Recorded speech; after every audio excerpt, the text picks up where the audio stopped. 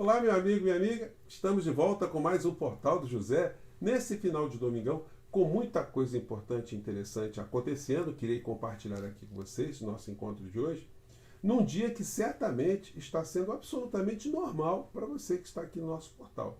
Por exemplo, hoje você irá dormir sem a preocupação de amanhã cedo ver a Polícia Federal pelo olho mágico ou simplesmente escutar sirenes ou alguém batendo na sua porta para criar alguma modificação muito radical na sua vida. Isso não é pouca coisa, né? E eu falo com vocês aqui sobre essa situação com muita propriedade, porque em canais como o nosso aqui, no nosso Portal do José, nós recebemos muitos comentários. E deu para perceber de alguns anos para cá, desde que nós tivemos a eleição de Lula para a presidência da República, que o nível de comentários dessas pessoas do mundo da extrema-direita mudou completamente.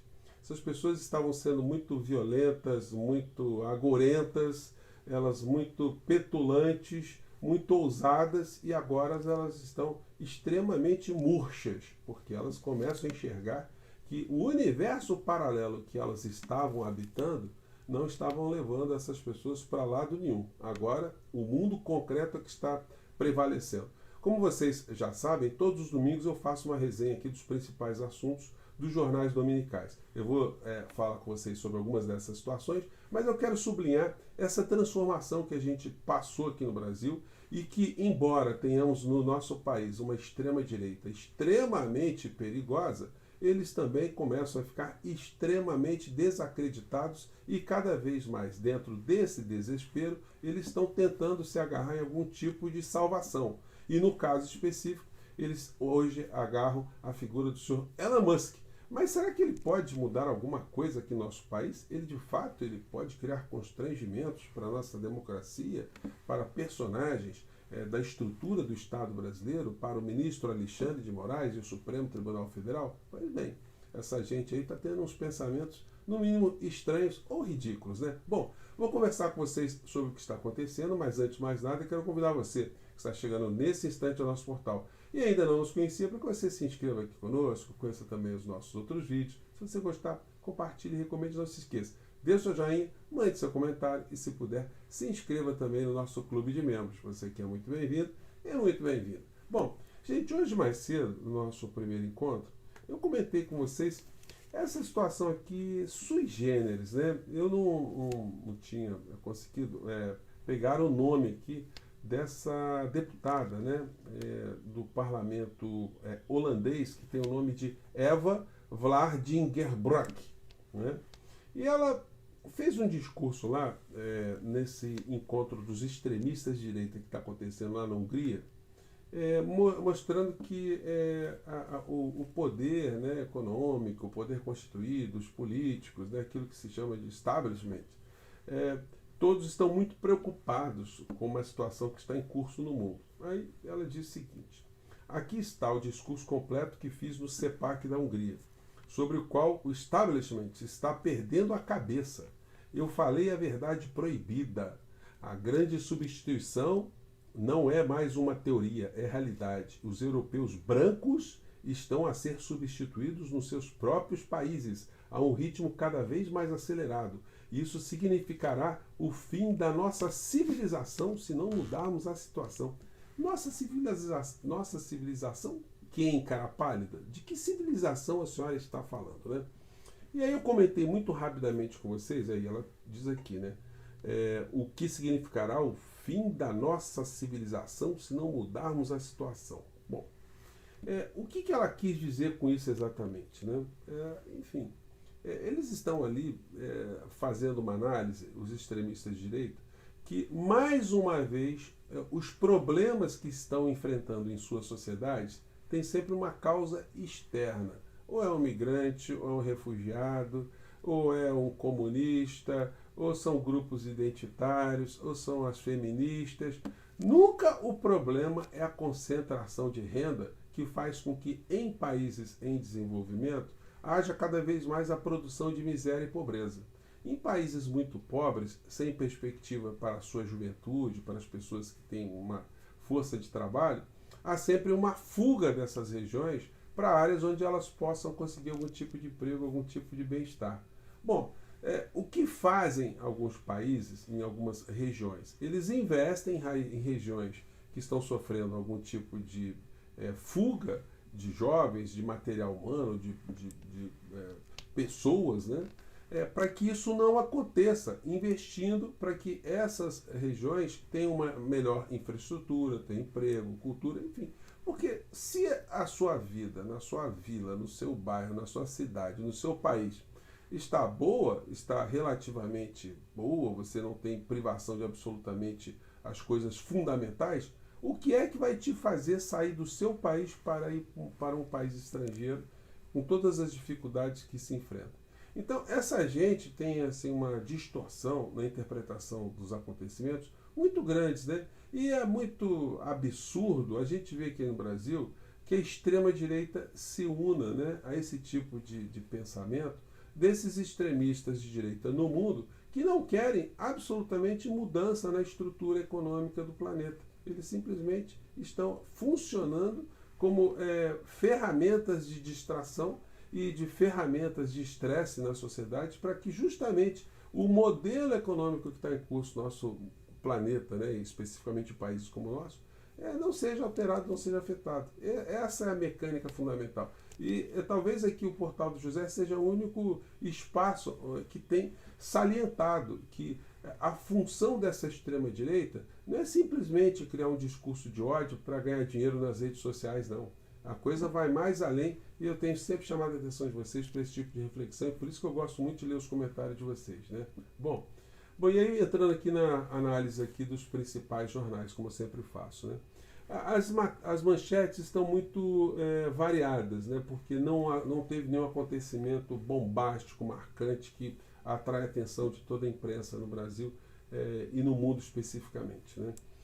Bom, aqui na Folha de São Paulo tem: Congresso tem de respeitar a legislação fiscal, diz Haddad. E aí o Estado de São Paulo fala de inteligência artificial, o Globo aqui fala coloca em destaque a faixa de Gaza, e uma matéria aqui com Tarcísio de Freitas e outros jornais, enfim, estão trabalhando aleatoriamente no meio dos acontecimentos do Brasil e do mundo, né? Em relação ao que diz a Folha aqui, ela sublinha, né, que está havendo um desentendimento muito grande entre o Haddad e o Congresso Nacional, Arthur Lira e o Pacheco, porque o parlamento, os líderes do parlamento, né, na Câmara e do Senado, eles querem cada vez mais o poder de cuidar do orçamento sem nenhum tipo de responsabilização. Se a coisa der errado, se dá um furo, se há uma quebra na lei de responsabilidade fiscal, quem entra pelo cano é o Poder Executivo, o Presidente da República. Então, esse é um debate que começa a vir a público para que a gente entenda por que existe um orçamento, como é que funciona o orçamento, quais são as prioridades de um orçamento. Isso pode ajudar, inclusive, que a sociedade entenda que tem uma grande parcela do orçamento que não é discutida, que é usada para pagar juros da dívida, né? Ou das dívidas que nós não temos ideia de onde surgiram essas dívidas, o que elas representam e por que elas sugam tanto a energia do povo brasileiro. Matéria aqui do Estadão diz: de aliado opositor, estilo camaleão de Pacheco, preocupa Planalto, STF e intriga até bolsonaristas. Bom, sobre também algumas postagens da extrema-direita, eles estão fazendo um pânico, um terror gigantesco de que nós estamos vendo aqui no Brasil um abismo, uma crise econômica gigantesca que está chegando até os supermercados. Gente, desde que eu me conheço por gente, nunca a gente teve bonança em supermercado, né? Você ia assim, durante vários meses no supermercado, assim, nossa, baixou, o preço está baixando todo mês. Isso não acontece. Se você pegar os preços de produtos hoje e compará-los com produtos os preços de 10 anos atrás, de 15 anos atrás, de 5 anos atrás, você vai ver que não houve redução de absolutamente nenhum desses produtos, né? Sempre há uma inflação permanente. A vantagem hoje no nosso país é que a massa salarial ela está crescendo acima dessa inflação. Evidentemente, nós estamos falando de uma situação média. Existem famílias que estão passando ainda muitas dificuldades, chegam no supermercado, ficam alarmadas, ficam impactadas. Mas existem outros milhões de famílias que, comparando com aquilo que elas vivenciaram no governo Bolsonaro, elas percebem que muitas coisas melhoraram nesse quesito e que melhorou também a sua condição de vida. E quando eu faço esse tipo de abordagem, não é passar pano para uma situação aqui ou outra acolá, não. É simplesmente analisar como funcionam as coisas. E você, que é uma pessoa antenada, você sabe disso. Tem coisa que sobe, vai continuar subindo sempre, tem coisa que vai cair. Agora, as coisas só terão mesmo um impacto muito grande, assim, de forma a ter uma resposta da sociedade extremamente forte também, se houvesse no Brasil uma redução, por exemplo, de 50% do óleo diesel, né? Aí nós teríamos um barateamento das malhas de transporte, dos transportes de cargas, de mercadorias, e isso certamente se refletiria em produtos que a gente consome todos os dias nos supermercados também, né? Enfim, matéria essa aqui. Salários aumentam participação no PIB, lucro das empresas cai. Massa de rendimentos cresceu 11,7% no ano passado, a maior desde o Plano Real. Bom, em meio a tudo isso, a gente vai vendo inelegível fazendo coro com o grande empresariado, o grande capital. Aliás, o governo Bolsonaro só resistiu a tantos crimes, né, sem ter mandado, sem que essas criaturas que estiveram à frente do nosso país terem ido para a cadeia, porque na área econômica as pautas que Paulo Guedes tocavam eram as mesmas pautas dos grandes grupos econômicos. E o Bolsonaro, como um papagaio de pirata, um papagaio insano, ele só repete essas insanidades que são repetidas. Insanidades para o povo brasileiro, não contra o povo brasileiro, mas são sãs na lógica do mercado, né?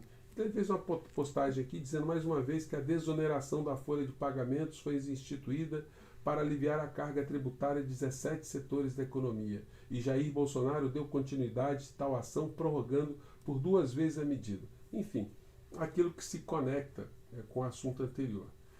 O Congresso Nacional, que representa, em sua grande maioria, os interesses dos grandes grupos econômicos, do rentismo, de grandes empresas, está advogando para esses grupos, na medida que quer passar goela abaixo do governo federal, do governo Lula, do Haddad, uma desoneração, ou seja, um alívio no pagamento de impostos desses setores, o que vai diminuir a arrecadação, diminuiria a arrecadação, sem nenhum tipo de contrapartida apresentada pelo próprio Congresso. Enfim, eu não vejo que esse assunto seja de todo mal que ele esteja vindo à tona, não, porque isso vai atrair cada vez mais a atenção das pessoas que estão se antenando com a realidade brasileira para poder entender por que as coisas estão se dando no Brasil como elas estão se dando, quem é que está advogando por causa própria e quem é que está realmente preocupado com o povo brasileiro. Bom, outro assunto aqui. O senhor Nicolas Ferreira diz que vai solicitar a lei de acesso à informação se os gastos para a viagem dos ministros STF, STJ, TSE juntos dos ministros e aliados de Lula a um evento em Londres foram arcadas com dinheiro público. Nossa, que moralidade, hein, senhor Nicolas Ferreira? O senhor que toda hora também está vendo aí seus parças, né, deputados, irem para fora do nosso país, serem inclusive pagos com dinheiro público para falarem mal do nosso país. O senhor está levantando essa questão aí. Eu duvido que esses ministros todos tenham ido para um evento privado, né, onde há pagamento, normalmente, da estadia, das passagens dos convidados, que essas figuras tenham ido com dinheiro público. O que revela também um grande mau-caratismo, né, uma grande disfarçatez, porque a sua turma, senhor Nicolas Ferreira, a única coisa que eles fazem, muito rapidamente, com efetividade, né, é sugar dinheiro público para seus benefícios pessoais, né? Bom, fica aí o registro, né? E aqui, uma situação também que já está dando o que falar, né? Tarcísio sobre Alexandre de Moraes. Não se briga com ele, a gente se une a ele. Enfim, né? Uma voz aí que entra no campo da racionalidade. O senhor Tarcísio, um homem de direita ou de extrema direita, né? Pelo menos nesse quesito, ministro Alexandre de Moraes, ele está demonstrando uma divergência dessa gente insana que está agora tentando trazer o Elon Musk para destruir a democracia do nosso país. Pelo menos nesse campo ele está mostrando uma racionalidade. Ou seja, ele é oposição ao governo Lula, mas no ponto administrativo eles estão tendo uma relação civilizada e não é por outra razão que ele está tentando ali se colocar como uma alternativa para a figura do inelegível quando ele for finalmente para a cadeia, né? Bom, é por isso que eu estou aqui, né? Para cada vez mais jogar luzes sobre essas criaturas e ajudar também a dar um empurrãozinho nessa fila, né?